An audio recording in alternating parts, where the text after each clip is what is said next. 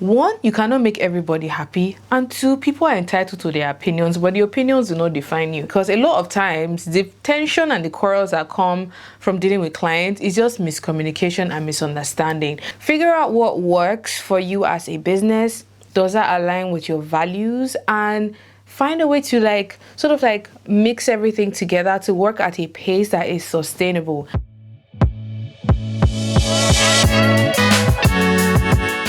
Hi, welcome to the channel. My name is Priscilla. I'm a Nigerian women's wear designer, and this is going to be another video in the fashion business series, which I love to do to just share the reality of being a fashion business owner in this day and age. The topic we're going to be discussing in this video is the real toll and effects that being a young fashion designer takes on your mental well-being. It's Mental Health Awareness Month in the UK, so I thought it was only fair to just talk about some points that I have experienced and you guys have mentioned from comments and your emails in the past that hopefully someone watching this video will be able to relate to and hopefully not feel like they're alone. So I'm going to be talking through a few points in this video, but I want this to be an engaging video. So please leave your own experiences in the comment section down below.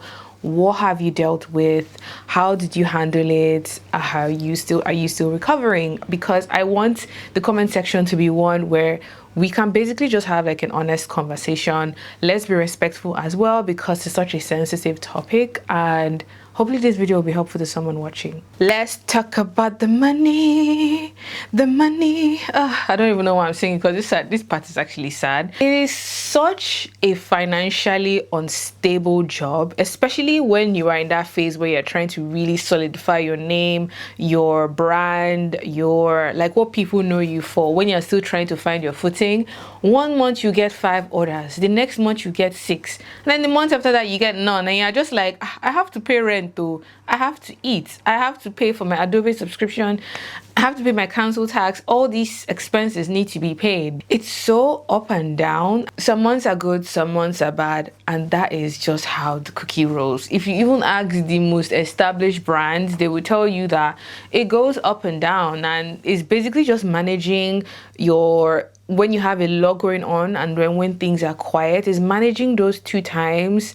So when you are busy, you don't feel overwhelmed, and when you're quiet, you don't feel like, okay, I think things are about to shut down and my business is about to end. This is something I talk about with my sister all the time, and we have this thing. It's like, why does everybody remember you at the same time? It's like, I was not busy in January. Why did you place this order in January? Everybody just rushes in. I don't know if they just agree in their mind, but it's something that I experience over and over again. I have really grown a thick skin. I will share my personal experience of this. When I started my YouTube channel, I wanted to please everyone. I wanted to make everybody happy. I would feel very, very upset, like somebody punched me upset if I get a negative comment, or if I get someone saying, oh, this should have been done this way, or that should have been done that way. I guess I wasn't really ready for that side of being a creative on the internet and being open to people's opinion. Nobody really prepares you for that.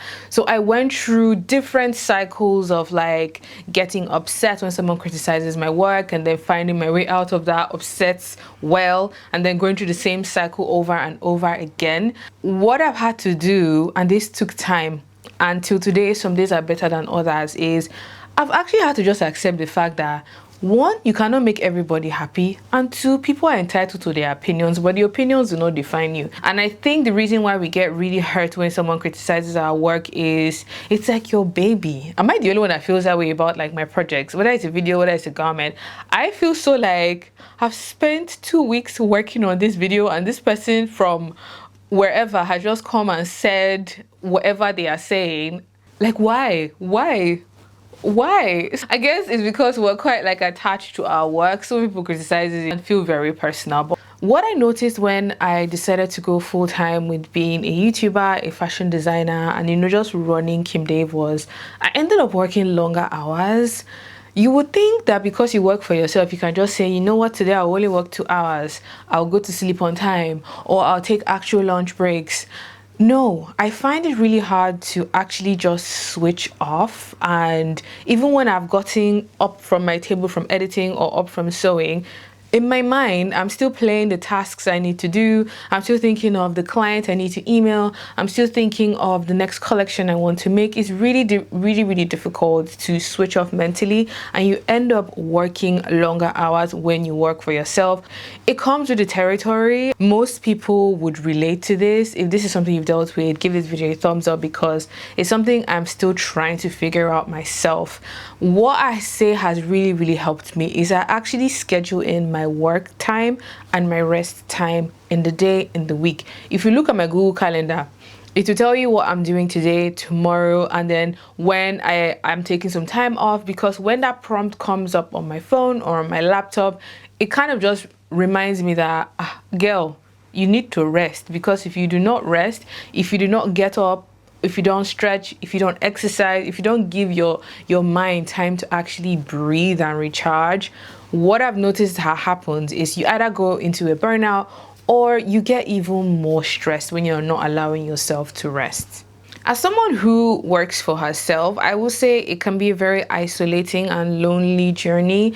If you work from home, whether you have your studio space in the corner of your house or you go rent a space outside, when you're starting out, you most likely will just be working by yourself. So you're the one planning the work, doing the work, managing the work, customer relations, running to the post office, dealing with client emails, going to source the fabrics. You're basically the one managing the entire line of production and running your business, and that can be very lonely. And I've noticed that it really helps when you have a community of people, whether those are your friends, your family, fellow business owners, or you go out and network with people and possibly make connections that would break that feeling of being isolated. So we are K-Divas on this channel.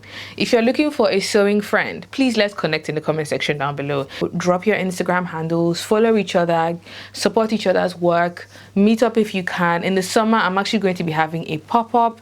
It's going to be from the 25th of May to the 31st of May. So come by to the shop. I'm going to leave the flyer on the screen and the address in the video description. So come by to the shop, say hello to me, say hello to the other designers there, network with them, and that would be like a date for yourself and a way for you to meet other people. Can we talk about clients for a moment?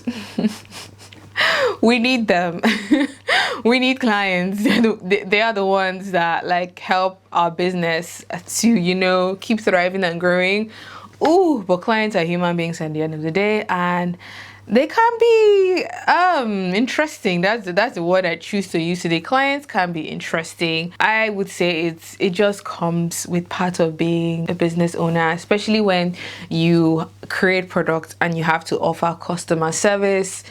It is what it is. I would say what really helps is just being polite and clear from the beginning.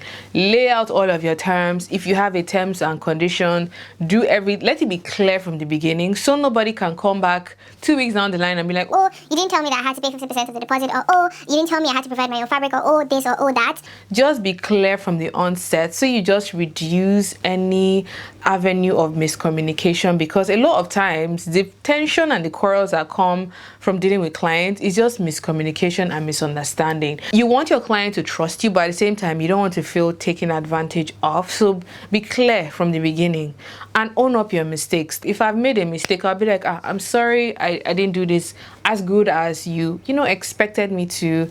XYZ, come to an agreement, so people don't end up being dragged on Instagram, because I honestly don't just think that is beneficial and useful for anybody. If they're being rude, if they are being malicious, you express that in a polite way. I will not be the one to take your BS because you're having a bad day. Why am I being your punching bag? No, let's not do that. It is 2023 and I am a human being with human rights as well. The pressure to perform or the pressure to innovate, to stay relevant in the industry, my dear, every day there is something new coming up, whether it's AI, whether it's a trend, or whether it's a new influencer, or whether it's a new designer, or because of the internet, the speed at which there is something new coming up every day is actually difficult to keep up with.